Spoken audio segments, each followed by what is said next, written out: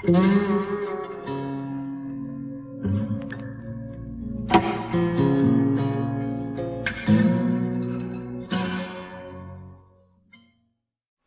podcast of the Radio Cafe comes to you via radiocafe.org, where you can find more information and many other podcasts.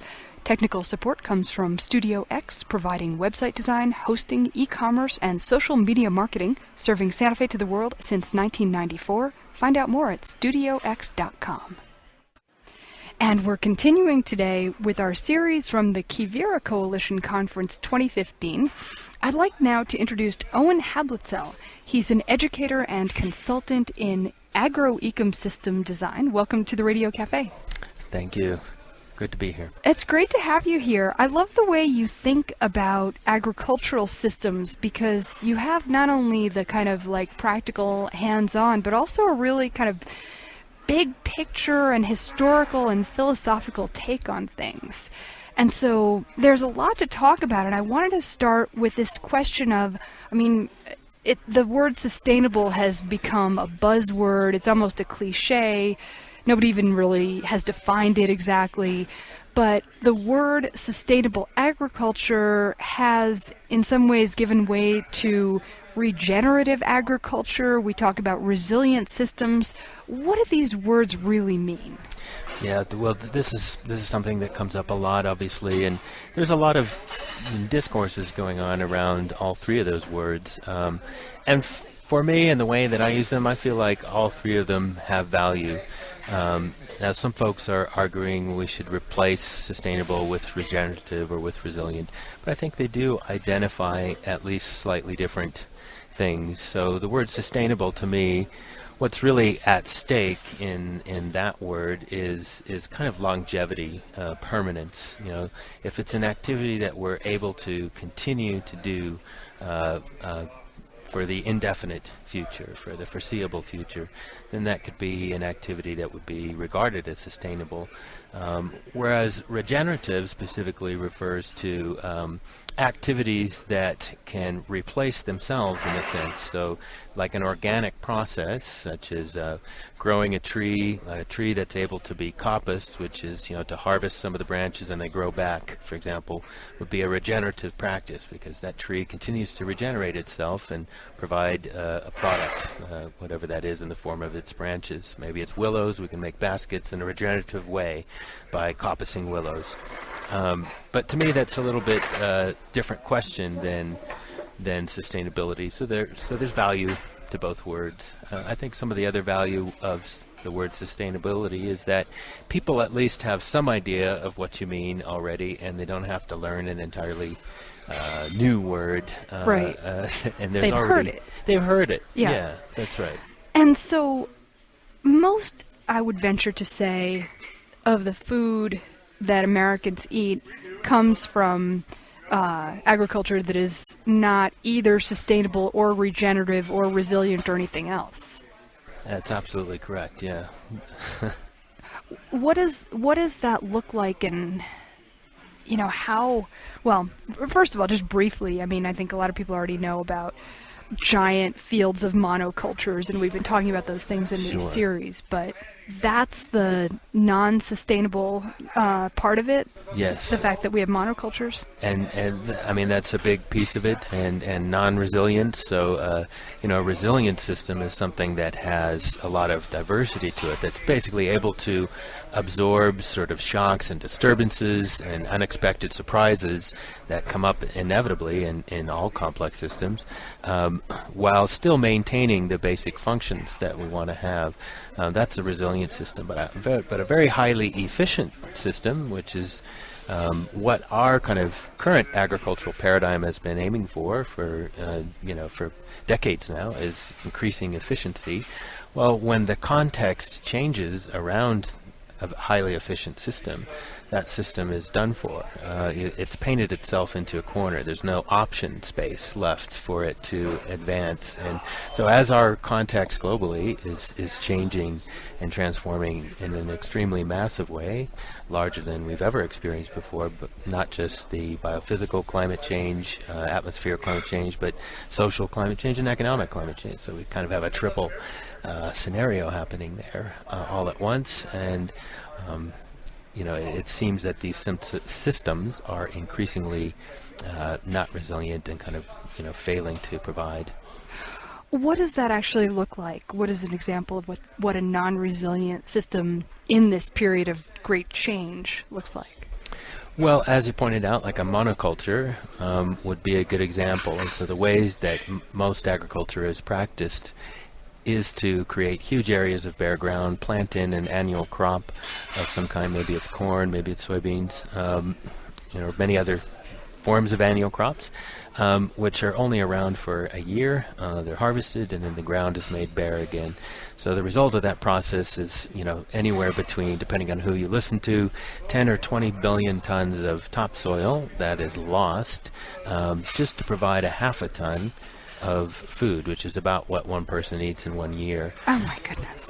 So that's obviously, is not resilient and can't continue, and is an example of the fact that I argue we don't even have a food system currently. We have a massive topsoil removal machine with a tiny co-product of, not even very good food.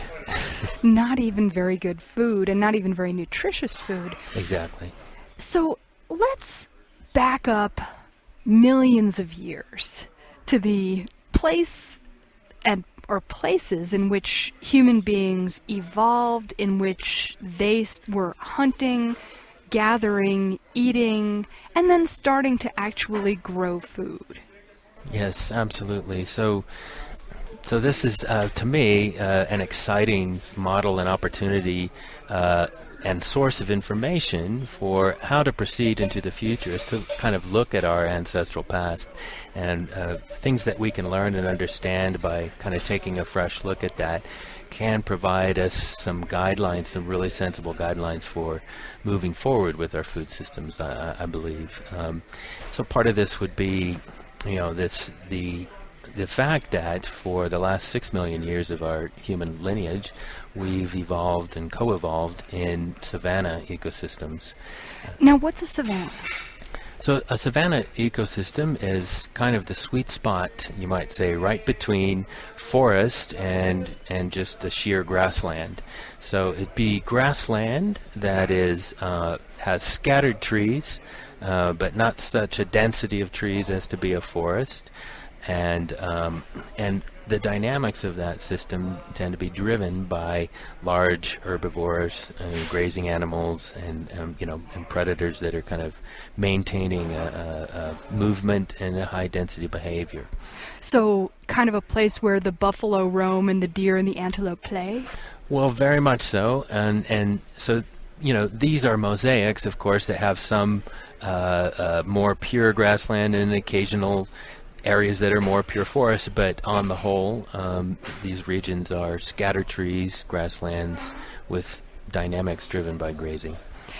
And so this is where human beings really came to be who we are, and you've made the point that this is a landscape in which people have a deep kind of instinctive sense of being at home. That's absolutely correct, and this is why I think, as those kinds of landscapes have receded in the face of monocultural agriculture, that this actually is a huge loss in terms of creating a sense of basically ecological homelessness for humans that with a genome that actually expects a healthy, whole functioning system, which we could build if we, and many are, in deciding to approach agriculture in a way that would support that type of a structure. So this instinct that you talk about, this is something that comes across in study after study. We can look at, really all you have to do in the first place is go to any park in the world and you're going to find a savanna typically. Go to any golf Yeah, course a in the world, park, right. you're going to Like find a public savanna. park is a bunch Public of park maybe grass or open space with trees. with scattered trees. Yeah, yeah. Exactly right. And even many cemeteries, are structured this way. And this is because it's speaking to something deep in us. We want to go home, at that period of time, and that is the human home. Because starting 6 million years ago, the planet went through a really massive drying and cooling period. Which shrunk the forests in essence, especially in Africa, and created huge expanses of new and drier and cooler grasslands and savanna landscapes. And this is kind of when our lineage sort of emerged out of those forests and out into these open areas where we had to contend with the highest amount of mammal biomass of any other biome. That's the savanna supports that. So this, I think, had a lot to do with even creating human intelligence, insofar as we had to cope with a whole new spectrum of players on the stage, as it were, and figure out what was our place in that. Right, and our place in it is complicated in the sense that we were predators hunting large game. We were also presumably prey of Absolutely. large felines and things like that. And we had to decide whether we were continually moving around or whether we were staying put, and eventually we started growing things. Yes, so that with the onset then of the Neolithic, so that pulls us then out of the whole, I guess, Pleistocene, which was, the last 2 million, plus years of our lineage, and so the last 10,000 years, the Neolithic, that's really when we started growing things and being more sedentary in a sustained way from what had previously occurred, and this was the beginnings, of course, of agriculture. And so when we look at the kind of savannas on which we evolved, which were very widespread, I mean, the United States is covered with, well, that combination of forest, grassland, and savanna, the combination of those two things, pretty much from coast to coast, if we were to be in our natural state, and much of the rest of the world as well. What kind of agricultural system do you envision? In other words, a system with the savanna as kind of its base?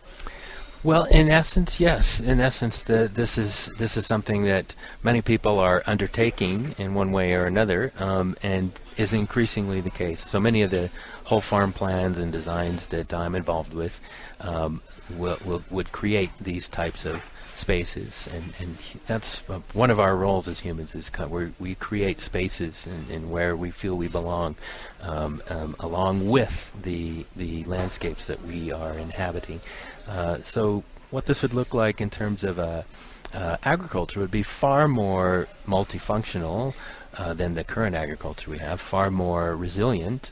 So there's studies out there now on savanna ecosystems being, some of the best buffered against climate changes, for example. Some studies out of both Europe and Australia recently that show this. And so the other aspect of this is that it's a perennial-based agriculture. This is a key aspect. So perennial being you don't have to replant these plants every year. Grasses, there are perennial grasses that will grow for many years. There are but we don't eat grass. But we don't eat grass, and the dynamics of savannas have always been driven by the grazing animals. In fact, 60% of the whole nutrient food web in grassland systems goes through the grazing component, the grazing function, which is unlike any other ecosystem on Earth, terrestrial ecosystem at least.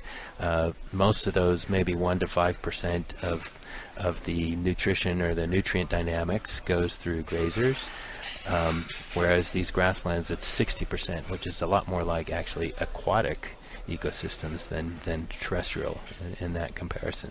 What's the equivalent of a grazing fish? Well, there are grazers of all the algae, this primary production in oceans being those algae that then are grazed by increasingly larger, all the way up the whole aquatic food web in essence.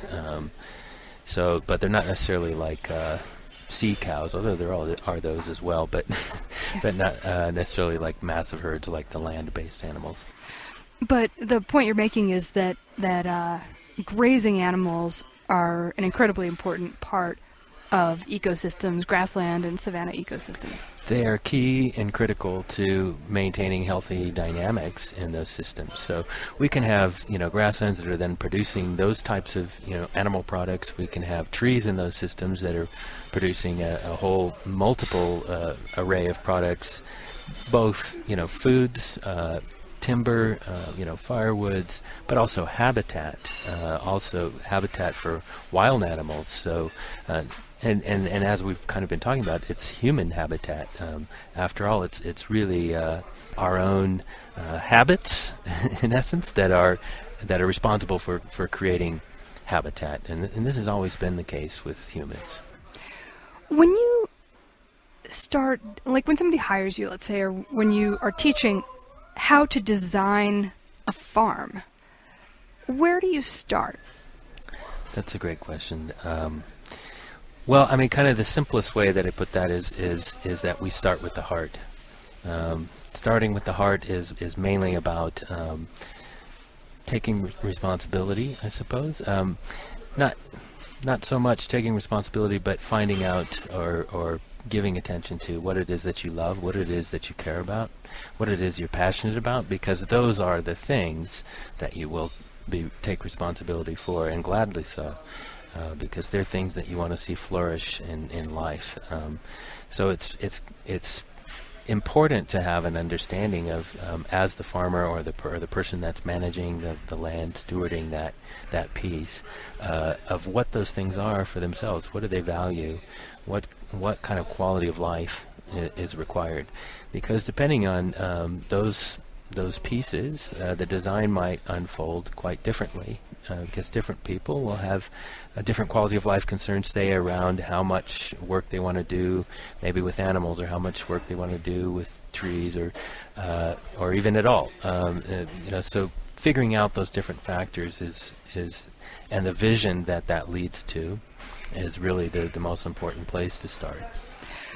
Let's say that you are here in northern New Mexico and somebody's got a piece of land and they say, I want to have a successful fruits and vegetables farm, maybe with some chickens on it or whatever, so that I can support myself and my family, which is not easy to do farming.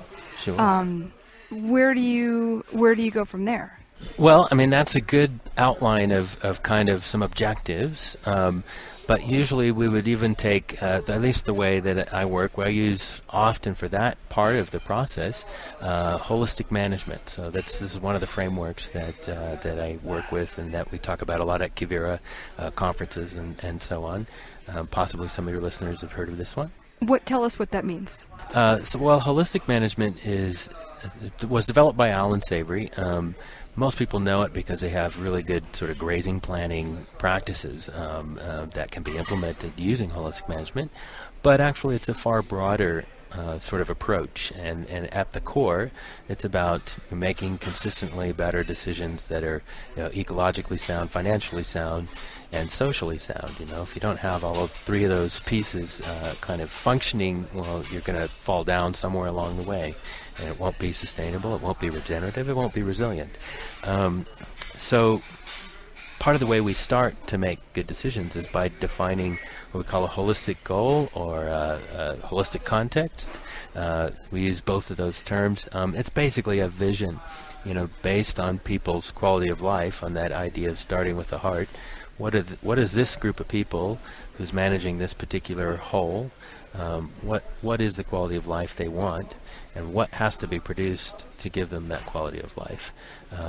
Once we kind of can dial that in, we can be much more effective at designing something that can have a far better chance of accomplishing that into our rapidly changing future. What are some of the biggest mistakes you see people make, like small farmers? Well, I think one of the biggest mistakes is kind of not having that sort of big picture vision in place. So that, because what often happens there is we've not defined real clearly what it is that we're managing. So Stephen Covey has this idea of circle of influence versus circle of concern. So if we can identify the things that we really have pretty direct influence over in the systems that we're managing, we can focus and prioritize kind of our expenses and both time and money and energy on something that's really going to have a chance of getting us somewhere, as opposed to focusing time, money, or energy on things that are just in our circle of concern. Well, we're concerned about them, but really we can't really influence them that much. Like what? Well, like voting, I could say, to be a little provocative, in a national election, for example. Most people don't really feel, that I talk to, and you can tell me if it's different, but don't really feel truly represented by kind of the national politics we have today, and their only kind of input into that is to vote, and so that's not really something in their circle of influence, direct influence. That's circle of concern. So maybe a better example, just to take it back to the land, would be rainfall.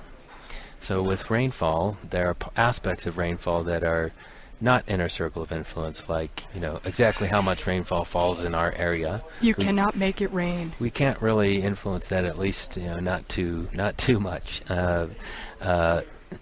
But what we can influence very directly on our land is how much of that same rainfall actually infiltrates into our soils and doesn't run off, doesn't sort of, create erosion, and doesn't make all the water quality problems downstream and flooding and so on. Right. So we can directly influence how much of that water infiltrates just by having more soil cover and these kinds of things, good land management practices. So that would be in our circle of influence, as opposed to the rainfall itself might just would not be. It would be circle of concern. Do you feel that all landscapes that are agricultural landscapes should have both animals and crops on them? Well, I mean, I think that has to be up to each individual sort of, land steward, as far as what is their vision, what is their holistic context, what can they deal with. But I think in many, many landscapes, especially, the drier you get, you will need to have animals, and I assume when you're saying that you're talking about larger livestock and all that. Yeah. Obviously, there's always going to be sheep, pigs, cows, chickens. Yeah. Exactly. Yeah, I'm not talking about worms. So hopefully you've got some worms wherever you are, but in the soil, food web, soil biology working for you. But yes, as far as those larger animals, the drier you get, kind of the more critical those become to kind of driving, positive ecological health. You started out a little while ago talking about the era that we're living in being an era of tremendous transformation, socially, economically, in terms of land, population. What is your response to the kind of transformations we're going through? A lot of people are just thinking, we are on the edge of the apocalypse. It is not good. It is scary. I'm either going to go into denial or sit in fear, but there's a whole set of people who are really looking at it differently, and I have a feeling you're one of them. I like to think so, at least. It's absolutely. We are living at a moment in time that is entirely unprecedented. And, we've been talking about this human lineage and going back millions of years and everything, and we've never been in a moment like this. But it's a moment of incredible transformation that is underway. It's a moment of where change is accelerating at rates we've never seen before in our entire history. It's a moment in which some would say we are inhabiting the monstrous, as one philosopher, I think, put it, inhabiting the monstrous. But I don't see this as being a downside. I see this as being an enormous opportunity for humans, an enormous opportunity to reconnect to the dynamics of our planet. We understand today, even in the last 10, 15 years, far more about Earth system dynamics, for example, than we ever have before. So we are really the first generation to actually kind of understand kind of what our activities have led to. So in essence, this age of the Anthropocene, which is it's now being called. We've moved out of the Holocene epoch and into the Anthropocene, which is a story about the fact that human impacts are at such a level that they will be geologically detectable 40 million years from now in the sediment layers, or they are on par with other forms of Earth system dynamics. But to me, that's also an incredible story of opportunity, because the fact that we have this much impact is not necessarily the problem. The issue is, what direction is that impact going?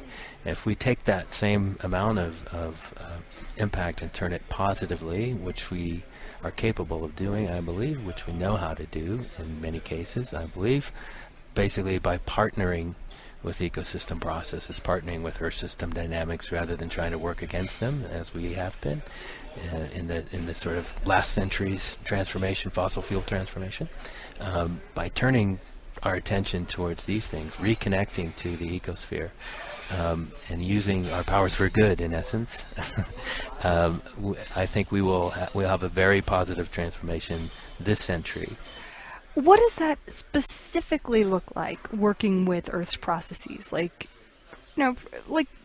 take it down to Earth in the kind of work that you do every day. Yeah, absolutely. It's taking those understandings of Earth system dynamics, and like I say, we're the first generation to even understand really what those are and how our impacts are falling out. We're also the last generation, arguably, to be able to do something about it in time. So there's an urgency behind some of this, but this is also an opportunity to take us out of maybe the monstrous and into the sublime. How do we do that? One paper that came out in 2009, there's been an update in 2015. It's called Planetary Boundaries, and this is kind of looking at the Earth system level. There's 9 boundaries that if we stay within those, we know we're in a safe operating space. So these are things like climate change, biodiversity loss, nitrogen and phosphorus loading on in the climate system, and so on. So we know we're across the boundary on a few of those, and we know they interact. But we also know that we can apply that understanding at a local level. So yes, there are system dynamics, but how do we apply it at a local level? Well, we do this by creating and designing and implementing farming practices and agriculture, because agriculture is the most powerful, the most important sector of all the sectors. There would be no other sectors of our economy without agriculture underpinning it. Agriculture, the way we're currently practicing it, is also the most damaging to those 9 planetary boundaries and affects about all 9 of them. So if we actually turn that around and positively affect all 9 of those through the way we practice agriculture, we'll be much further along towards this positive transformation I'm talking about. So ways to do that are certainly practicing an agriculture that increases biodiversity. We've been talking about this kind of savanna idea of multifunctional agriculture. This would be one of the most highly biodiverse agriculturals possible, because savannas are among the most highly biodiverse biomes on the planet. They support more mammal biomass, for example, than any other biome on Earth. So these are highly diverse systems. So implementing that would be, that would bring us back from the brink of that whole boundary crossing event. Climate change, another boundary that we've crossed here. That would be also addressed by savanna ecosystems. How's that? Well, trees sequester carbon, and that's what most of the international dialogue has been around. Oh, we need to plant more forests to kind of sequester carbon. And it's true, trees sequester carbon, but most of that carbon is actually above ground, and then therefore susceptible to fire and so on. Meaning in the body of the tree? In the body of the tree. There's some underground, but the majority of it is above ground in trees, and therefore, like I say, susceptible to being gassed off very rapidly in a fire, and you lose it all. Grasslands, on the other hand, can transform far more carbon into underground storage, than can forest systems. Which is so counterintuitive. You think of, you see big trees with big leaves and they're photosynthesizing, and you think, how can that be less effective than a grassland for sequestering huge amounts of carbon underground? But in fact, that's what the math tells us. That is what the math tells us, and this is carbon that can be stored underground for 500, 1,000 years, so very long periods of sequestration for this carbon. And because these grass plants, these perennial plants, are sort of turning over a lot of their biomass every year, and most of that biomass is underground, so this is one of the key reasons that it can actually store more carbon than forests. Now, if we mix the two together in the savanna, the sweet spot that we've been talking about, well, those systems, savannas, can actually store more carbon than either grasslands or forests alone. And this is partly because just those dynamics are more diverse. So you have scattered trees, you have grasslands that are still pumping everything underground, and the light shade from those trees actually allows the grasses to be even more productive and stay vegetative longer and so on. It's better for the grass, better for the animals, it's better for people. What is your vision for the transformation of industrial agriculture from this unhealthy, it's going to collapse, it's just a question of when kind of system that we have now, to a genuinely sustainable and regenerative and resilient system? Like, what would that transformation look like? That's just a little question. Yes, well, I think this is a transformation that's absolutely already underway, and so what it looks like is something that you're likely to be able to see wherever you live already. If you just start giving it the kind of attention, start looking for it, you will find it. So there are farms now that are being sort of implemented this way. Joel Salatin's is one of the more famous examples of this, and there's a fantastic movie coming out about him next year, Polyfaces.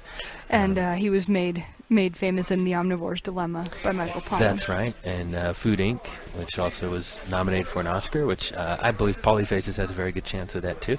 But because that film is not only about him, but it's all about many, many people whose lives have been changed by their connection in various ways to this farm.